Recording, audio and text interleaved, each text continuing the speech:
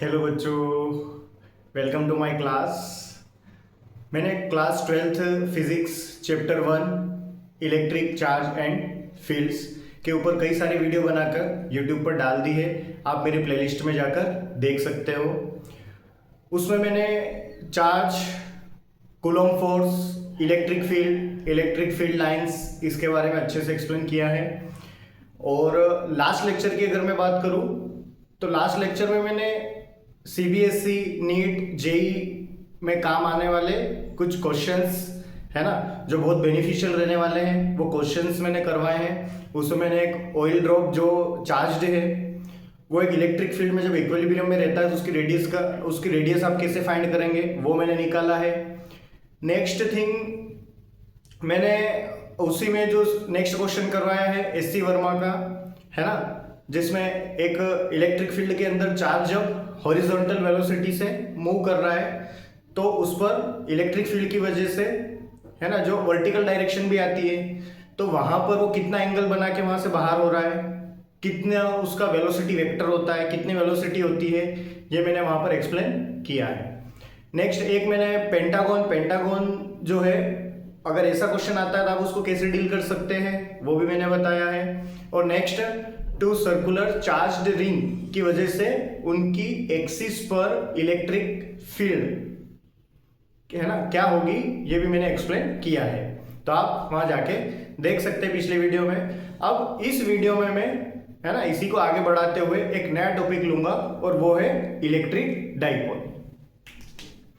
So electric dipole क्या होता है? इलेक्ट्रिक डाइपोल, है ना, यहां से एक चीज आपको क्लियर दिख रही होगी, डाइपोल, है ना, मतलब ऐसी चीज जिसमें क्या हो, दो पोल हो, है ना, दो पोल। और नेक्स्ट थिंग यहां पर देख रहे हो इलेक्ट्रिक, तो इसका मतलब इलेक्ट्रिक किसके लिए वर्ड यूज कर रहे हैं हम? चार्ज के लिए। सो यहां पर आप देखोगे कि दो पोल, तो दो पोल क्या होते हैं, हमेशा ऑपोजिट होते हैं। तो ऑपोजिट होते हैं तो उसका मतलब क्या, एक अगर पॉजिटिव क्यू चार्ज है ना, तो इधर नेगेटिव ले लेते हैं। एक अगर नेगेटिव क्यू चार्ज है तो दूसरा पॉजिटिव क्यू चार्ज है ना, ऐसा सिस्टम। देखो डाइपोल हो गया, एक नेगेटिव एक पॉजिटिव, दो पोल हो गए। ओके, नेक्स्ट थिंग कि इनका जो नेचर होता है चार्ज का वो ऑपोजिट होना चाहिए। एक नेगेटिव चार्ज है तो दूसरा पॉजिटिव चार्ज होना चाहिए, है ना। जब एक दूसरे से बहुत कम डिस्टेंस पर सेपरेट होते हैं, है ना, sometime we take 2a distance and sometime we take only a distance or d distance. Okay, कभी हम 2a ले लेते हैं और कभी क्या ले लेते हैं, d ले लेते हैं, है ना। ये अपने हिसाब से वो क्वेश्चंस पे डिपेंड करता है कि क्वेश्चंस की क्या डिमांड है। कभी 2a हो जाती है, कभी d ले लेते हैं, है ना। सो इसका सेंटर जो है, सेंटर जो O है, यहां से ये डिस्टेंस a हो जाएगी, ये डिस्टेंस भी a हो जाएगी। अगर d के हिसाब से देखें तो d/2 एंड d/2। तो ये जो चार्ज का सिस्टम है, ये चार्ज और एक ये चार्ज जो एक दूसरे से 2a डिस्टेंस पर है, ये पूरा सिस्टम आपको क्या कहलाता है ना, सीधे चार्ज का सिस्टम क्या कहलाता है? Electric dipole.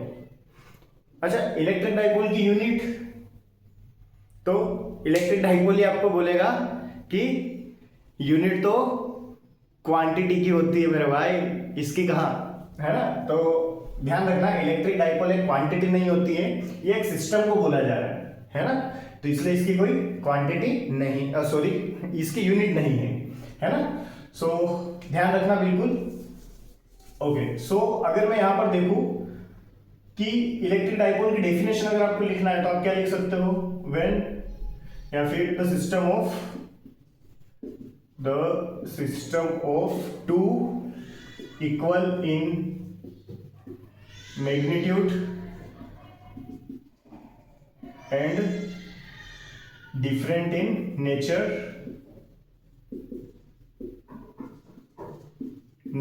charge, है ना, separates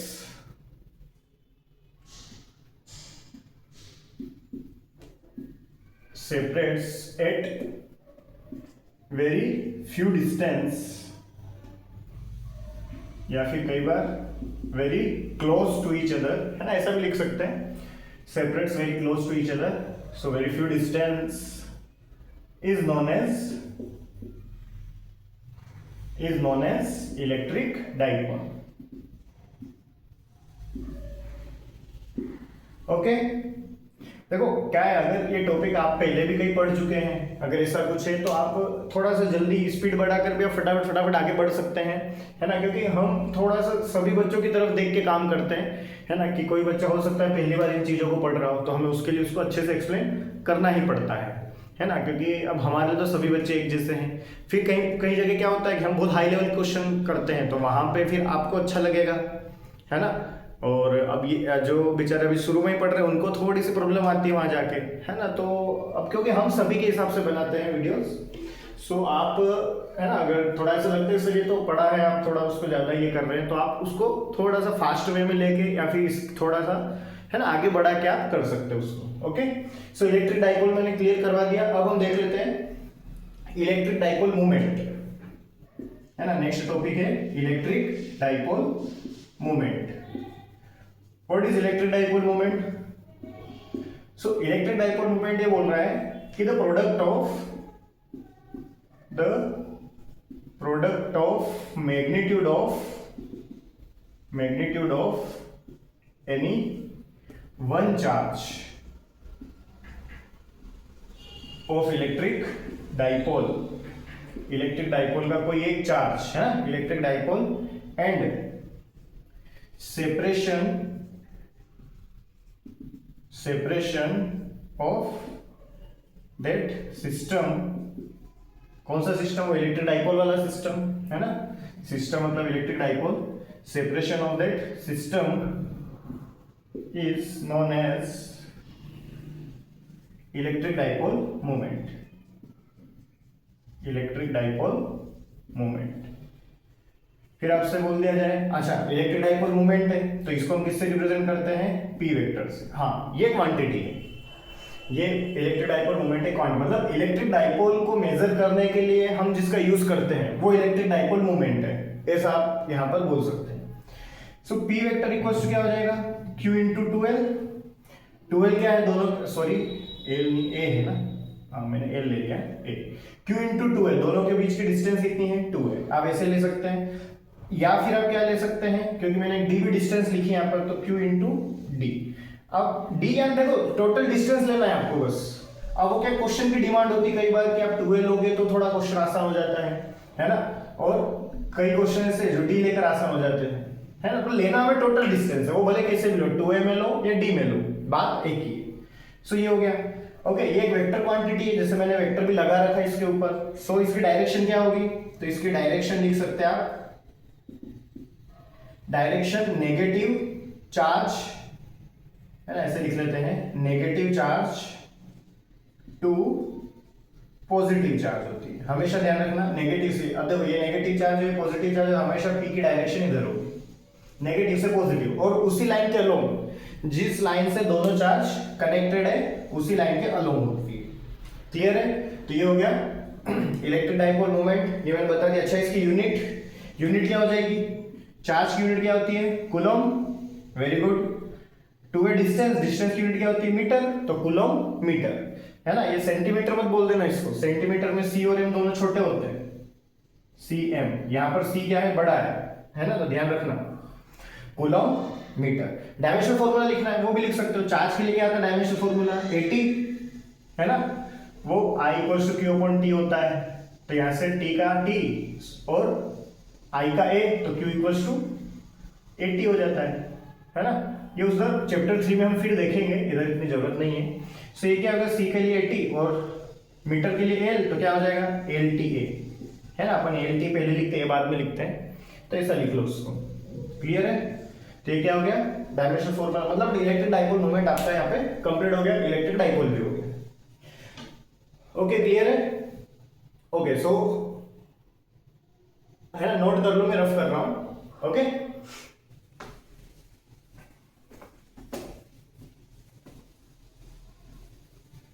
okay, so next one हमें देखना है electric field intensity eight axial position. Axial position, है ना, इलेक्ट्रिक फील्ड इंटेंसिटी फाइंड करना है eight axial position of electric dipole, ED लिख दिया मैंने, इलेक्ट्रिक डाइपोल को ईडी है ना, ध्यान रखना, है ना, इलेक्ट्रिक फील्ड इंटेंसिटी फाइंड करना है eight axial position of electric dipole. और एक्सियल पोजीशन का एक और नाम है, वो मैं यहाँ पे लिख देता हूं, इसको बोल देते हैं एंड ऑन पोजीशन कई बार, तो बिल्कुल कंफ्यूज नहीं होना है, एंड ऑन पोजीशन आ जाए या एक्सियल पोजीशन आ जाए, दोनों सेम। अब इसको मैं कैसे सोल्व करूंगा, तो फर्स्ट थिंग एक इलेक्ट्रिक डाइपोल लेना है ना, माइनस क्यू, और इधर क्या आ जाएगा प्लस क्यू, दोनों के बीच का सेपरेशन यहां पर आप ले लो 2 है, क्योंकि यहां पर क्वेश्चन की डिमांड 2 है ना, मतलब मोस्ट ऑफ टाइम 2 से ही काम होता है, कहीं कहीं पे आपको डी लेके भी काम करना पड़ता है, क्योंकि डी लेने से क्या थोड़ा सा आसान हो जाता है हमारे लिए। कई बार बच्चे क्या करते हैं 2a की जगह अगर डिस्टेंस रखना होती है तो सिर्फ a की जगह डिस्टेंस रख देते हैं, तो a की जगह पूरी डिस्टेंस रख देते हैं, तो फिर 2 का मल्टीप्लाई करके डबल डिस्टेंस हो जाती है उसकी, तो ऐसी गलती आप कर देते हैं बच्चे कई बार, इसलिए मैं डी को भी ले रहा था साथ में, है ना, और अगर आप समझदार है तो कोई दिक्कत ही नहीं है ना। चलो फिर इसकी एक्सियल पोजीशन कौन सी होगी, तो एक्सियल पोजीशन वो होगी जो दोनों चार्ज को ज्वाइन करने वाली लाइन है उसी के अलोंग कोई सा भी पॉइंट, उसी के अलोंग कोई सा भी पॉइंट, भले आप इधर एक पॉइंट ले लो या माइनस क्यू चार्ज से इधर भी एक पॉइंट ले लो, इधर भी आपको एक कोई भी पॉइंट उठा लो, मतलब ये पूरी जो पोजीशन रहेगी ये पूरी लाइन वाली, ये एक्सियल पोजीशन कहलाती है। एक्सिस भाई दोनों को ज्वाइन करती वही तो एक्सिस की होगी, उसको इधर आगे बढ़ा लो, इधर आगे बढ़ा लो, या बीच में कोई भी ले लो, सब क्या होगा एक्सिस के अंदर ही आता है, कोई भी एक पॉइंट ले लो आप इसमें, उस पॉइंट पर आपको इलेक्ट्रिक फील्ड इंटेंसिटी बताना है। सो मैं यहां पर एक पॉइंट ले लेता हूं ई पी, है ना, at distance x from the mid point of electric dipole, है ना, डाइपोल के मिड पॉइंट से x डिस्टेंस पर क्या एक पॉइंट p है, पॉइंट p पर हमें इलेक्ट्रिक फील्ड इंटेंसिटी फाइंड करना है। ओके, सो इस पॉइंट पर अगर इलेक्ट्रिक फील्ड है तो हमें पता है इलेक्ट्रिक फील्ड चार्ज लगाता है, तो यहाँ पर कितने चार्ज है, एक प्लस क्यू और एक माइनस क्यू, क्या दोनों मिलके यहाँ पे इलेक्ट्रिक फील्ड लगाएंगे, ऑब्वियसली लगाएंगे।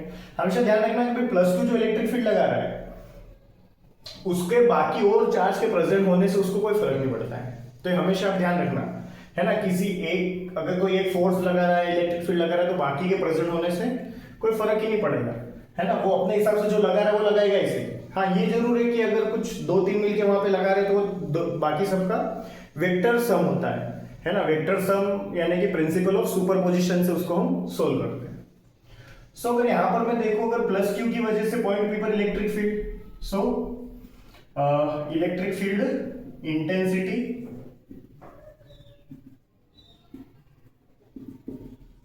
Eight point P due two plus Q charge, है ना, मैं एक बार लिख रहा हूं पूरा क्लियर, बार बार नहीं लिखूंगा, ये मैं इसलिए लिखता हूं क्योंकि कई बार है ना बोर्ड वाले बच्चे भी होते हैं तो उन्हें क्या थोड़ा सा एग्जैक्ट लिखा हुआ अच्छा लगता है ना, अगर आपको भाई आ रहा सब फटाफट समझ में तो आप थोड़ी सी स्पीड बढ़ा के भी काम कर सकते हैं, है ना। So electric field intensity at point P due two plus Q charge, तो प्लस क्यू चार्ज की वजह से पॉइंट पी पर इंटेंसिटी कितनी होगी, इसको मैं ऐसे लिख लूंगा ई प्लस क्यू, बेस में प्लस क्यू लिख लेंगे, है ना, तो E plus Q equal to क्या होगा k Q upon R square, आपको पता है फॉर्मूला, पॉइंट चार्ज की वजह से इलेक्ट्रिक फील्ड का फॉर्मूला होता है K Q upon R square, R यानी कि उन दोनों के बीच की डिस्टेंस यानी चार्ज और पॉइंट की। सो के क्यू तो हमारा चार्ज है और दोनों के बीच की डिस्टेंस कितनी होगी, तो ये हो जाएगी x में से a को माइनस कर दे, है ना, भाई पूरे x में से ये इतना माइनस होगा सिर्फ इतना ही बचेगा, सो इसको मैं लिख दूं x माइनस a का होल स्क्वायर, कोई प्रॉब्लम। ओके, नेक्स्ट वन क्या करना है, इलेक्ट्रिक फील्ड इंटेंसिटी, मैं इसको डायरेक्टली लिख देता हूं अभी, electric field intensity at point P due to minus Q charge, तो माइनस क्यू चार्ज की वजह से इलेक्ट्रिक फील्ड क्या होगा बताओ, minus Q charge E minus Q हो जाएगा इक्वल्स टू के क्यू, है ना, के तो कांस्टेंट और क्यू क्या है इसका मैग्नीट्यूड, हम यहां पर माइनस नहीं लेंगे, है ना, क्यू वैसे माइनस का है पर हम माइनस नहीं लेंगे, क्यों नहीं लेंगे, क्योंकि ये इलेक्ट्रिक फील्ड एक वेक्टर क्वांटिटी है, तो हम इसको है ना डायरेक्शन से सोल्व करेंगे, क्योंकि नेगेटिव आना मतलब ये है कि उसका डायरेक्शन ऑपोजिट होना, है ना, वहां पे नेगेटिव साइन का सिर्फ इतना ही मतलब है कि डायरेक्शन क्या हो गई ऑपोजिट हो गई, बट हम क्या करेंगे क्योंकि इलेक्ट्रिक फील्ड वेक्टर है तो इसलिए हम उसको डायरेक्शन से सोल्व करेंगे, इसलिए हम नेगेटिव पॉजिटिव से यहाँ मतलब नहीं रखते, हम सिर्फ मैग्नीट्यूड लिखते हैं फिलहाल, और डायरेक्शन से सोल्व कर लेंगे तो जो भी डायरेक्शन होगी वो आ जाएगी, क्लियर है।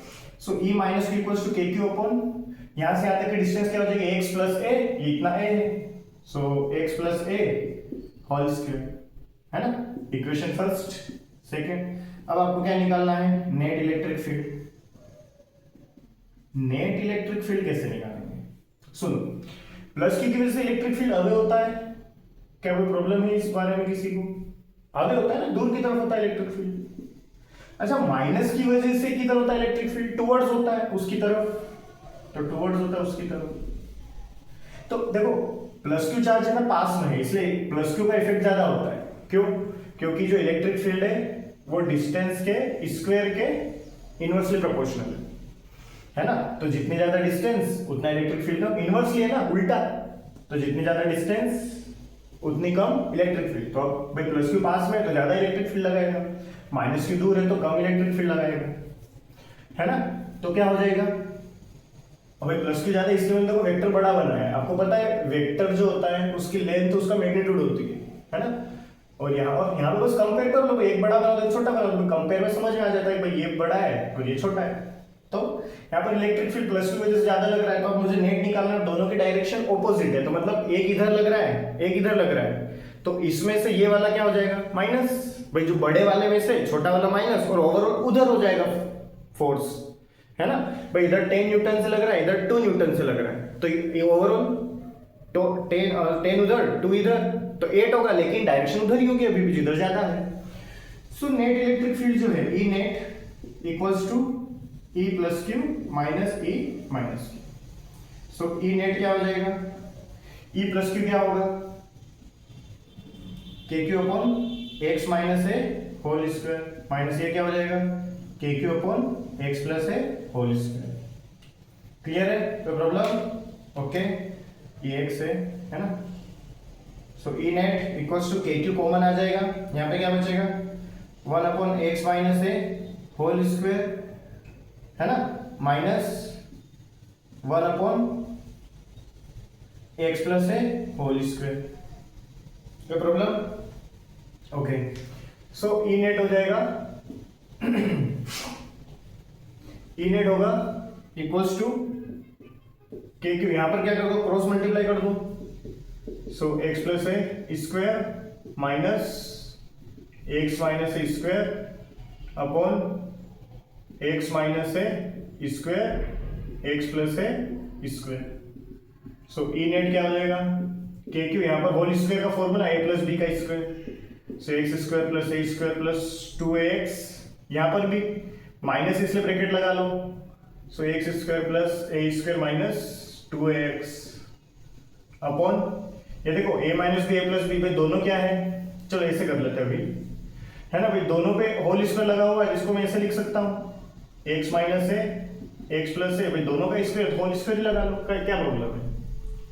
सो ई नेट क्या हो जाएगा, k Q x square plus x 2x minus का अंदर मल्टीप्लाई प्लस 2x अपॉन, यहाँ पे क्या हो जाएगा, x square minus a square का होल स्क्वायर हो जाएगा, a minus B A plus B का formula, a minus B A plus b, है ना, एक्स स्क्वायर ये होता है ना a square minus b square, ये फॉर्मूला है, तो ये लगा लिया अपन ने। ओके, सो ई नेट क्या हो जाएगा, देखो प्लस है ना, ये प्लस का माइनस कट गया, अब क्या बचा, के क्यू क्या हो गया, 4ax upon x square minus a square का होल स्क्वायर।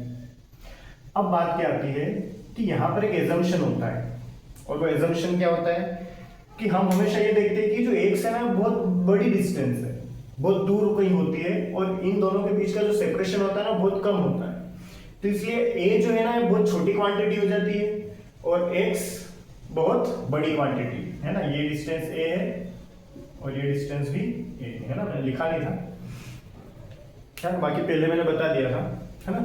तो क्या हो जाएगा, हाँ, तो x बहुत बड़ी क्वांटिटी होती है और x बहुत छोटी क्वांटिटी होती है, तो इस वजह से क्या हो जाएगा, यहाँ पे बताओ, क्या मैं x square minus a square को देखूं, तो भाई x बहुत बड़ा है a बहुत छोटा है, भाई x बहुत बड़ा है मतलब ऐसा मान लो भाई x 1 लाख है, कितना है 1 लाख, है ना, 1 लाख है, अब इसका मैं स्क्वायर कर रहा हूं और a क्या है 0.1। अब इसका स्क्वायर कर रहा हूं तो इसका स्क्वायर करोगे तो पता ही तुम्हें बहुत बड़ा नंबर होगा, इसका स्क्वायर करोगे तो और छोटा हो जाएगा, है ना। छोटे का स्क्वायर और छोटा हो जाता है, मतलब 1 से छोटे का स्क्वायर और छोटा हो जाता है और बड़े का और बड़ा। तो ऐसी कंडीशन में क्या करते हैं हम कि भाई ये तो लगभग क्या है एक्स स्क्वायर के बराबर ही मान लेते हैं, एक्स स्क्वायर है ही इतना बड़ा कि उसमें तुम थोड़ा सा माइनस भी कर दोगे तो क्या ही फर्क पड़ेगा। भाई 1 लाख में से तुमने 0.01 है ना रुपए माइनस कर दिए, 1 लाख रुपए में से 0.01 माइनस कर दिए, तो उससे क्या ही फर्क पड़ जाएगा। तो इसलिए हम एक काम करते हैं x square minus a square में एक्स स्क्वायर मान लेते हैं। तो फिर हम इसको हम देखेंगे तो क्या हो जाएगा। आप हमेशा ध्यान रखना, वैसे ये फॉर्मूला यहाँ तक भी ठीक है ना। या फिर आप इसको और क्या यहीं पे देखो, यहीं पे आप क्या कर सकते हो इसके साथ के, देखो यहाँ पे 4 लिखा है, मैंने 2 आगे लिख लिया। 4 में से क्योंकि 4 को मैं लिख सकता हूँ 2 × 2, तो मैंने 1 2 आगे लिख लिया, k हो गया। और यहाँ पे मैं लिख रहा हूँ q इंटू क्या बच रहा है, 1 2 बच रहा था, a बच रहा था, तो 2 है into x upon x square minus a square का होल स्क्वायर। क्लियर है। अब देखो यहाँ पे क्या है 2k, q इंटू 2 है क्या होता है, मैंने अभी बताया था q इंटू 2 है p होता है। तो यहाँ पे आप क्या लिख सकते हो p और इधर x upon x square minus a square का होल स्क्वायर। अगर ये डिस्टेंस बहुत मतलब x ज्यादा बड़ी डिस्टेंस नहीं होगा, ये कंपेरेबल ही है डिस्टेंस, तो कंपेरेबल ही है तो फिर आप यही फॉर्मूला यूज करके कर सकते हो, है ना। लेकिन हम जब देखते हैं तो है ना हमेशा क्वेश्चन ये देते हैं कि a बहुत छोटी डिस्टेंस होती है और x बहुत बड़ी डिस्टेंस होती है। पर अगर ना हो थोड़ा सा देख लो क्वेश्चंस को, है ना, कंपेरेबल डिस्टेंस हो तो ये फॉर्मूला यूज कर लो, और अगर नहीं है तो आप क्या करोगे, है ना।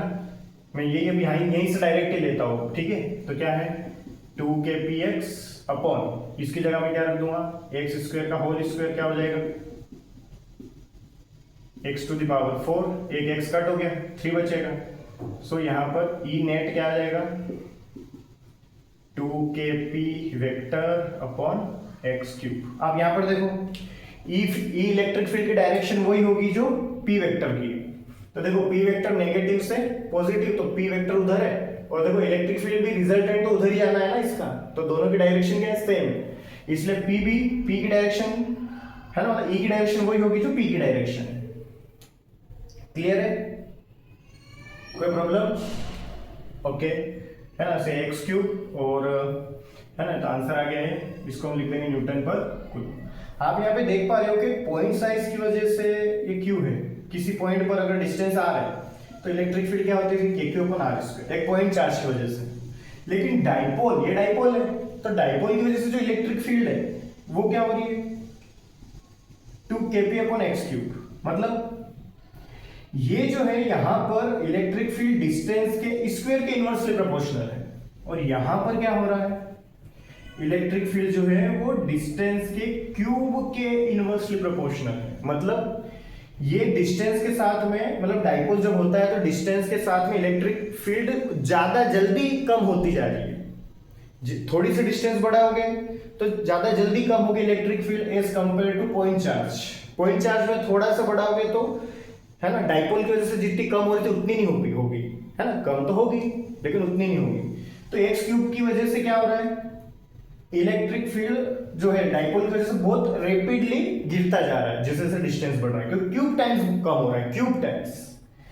सो अगर मैं इसका ग्राफ बनाऊं, पहले मैं पॉइंट चार्ज का ग्राफ बनाता हूं, तो इसका ग्राफ कैसा बनता है, ये आर है ये ई है, तो इसका ग्राफ कैसा बनेगा ये ऐसा, समझना ध्यान से।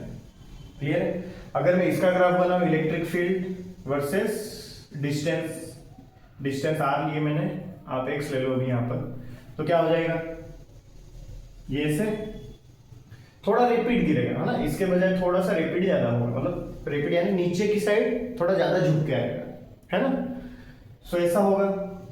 अच्छा अगर मैं नेक्स्ट बात करूं कि अगर मैं इसी की बात करूं, इसमें अगर इलेक्ट्रिक फील्ड का मुझे ग्राफ बनाना है वर्सेस 1 अपॉन एक्स क्यूब, तो कैसा होगा, क्योंकि आप देखोगे कि E net equals to 2kp 1 upon x cube, तो इसको आप ऐसे लिखोगे E net equals to 2kp 1 upon x cube. इसको और सिर्फ इसको देखो अगर मैं 1/x³ को कुछ लेट्स सी d मान लिया, मान लो, तो E इक्वल्स टू क्या हो जाएगा 2kpd। तो ये नहीं होगा कि इलेक्ट्रिक फील्ड D के तो लीनियरली आ रहा है, मतलब डायरेक्टली प्रोपोर्शनल है, जैसे जैसे D बढ़ेगा वैसे वैसे E भी बढ़ेगा सेम। तो भाई D की जगह 1/x³ लिखा हुआ है, तो जैसे जैसे 1/x³ बढ़ेगा वैसे वैसे E भी बढ़ेगा, है ना। तो ये कैसे होगा भाई, लीनियरली हो गया ना, इसके हिसाब से लीनियरली ग्राफ आ रहा है, मतलब ये ऐसा, हमेशा ध्यान रखो ये ऐसा ही ग्राफ बनेगा। और इसकी जो स्लोप है वो स्लोप क्या होगी बताओ, ये जो d यानी कि ये 1/x³ के आगे जो लिखा हुआ है 2kp, ये 2kp क्या है, इसकी स्लोप है इस वाले ग्राफ की। ये 2kp क्या होगी, स्लोप m, है ना। m को हम क्या बोलते हैं, स्लोप। समझ में आ रहा है ना। और स्लोप आपको पता है, स्लोप का एक और फॉर्मूला होता है tan थीटा। तो अगर आपको यहाँ पर एंगल भी निकालना हो तो आप निकाल सकते हो, tan theta equals to slope यानी कि 2kp, है ना। तो जो वैल्यू आएगी थीटा वगैरह उधर करके आप निकाल सकते हो, theta equals to tan inverse 2kp, है ना। तो आप यहाँ पर 1/x³ हो तो इस टाइप से, है ना। पर ध्यान रखना है ग्राफ 1/x³ का होना चाहिए यहाँ पे, है ना। यहाँ पे अगर मैं इसकी बात करूँ इलेक्ट्रिक फील्ड की, तो इलेक्ट्रिक फील्ड जो पॉइंट चार्ज की वजह से आता है, ये क्या है, डाइपोल की वजह से, जो पॉइंट चार्ज की वजह से आता है। तो मैं अगर यहाँ पे 1/r² ले लो, इलेक्ट्रिक फील्ड ले लो, तो यहीं पे देखो, है ना, E इक्वल्स टू ये है, तो क्या E equals to kq 1/r² हो जाएगा।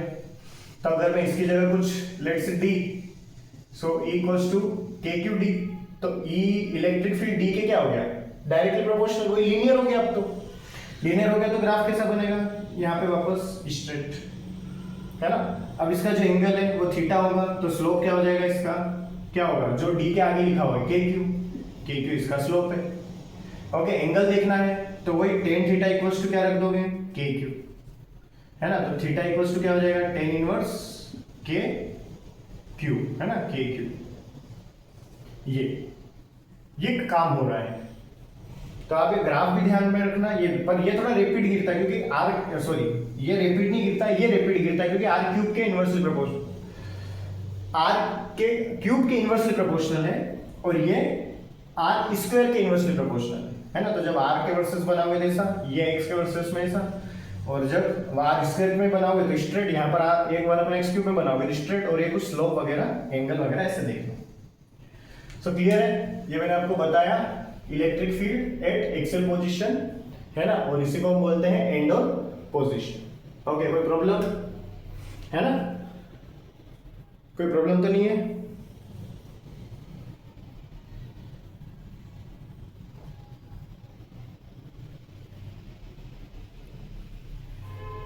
ओके, सो आप इसको नोट कर लो, और आज के लिए तो फिलहाल इतना ही, है ना।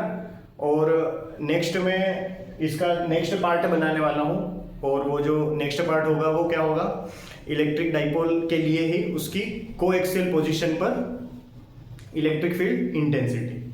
ओके, सो आप ऐसे ही पढ़ाई करते रहें। ओके, और थैंक यू।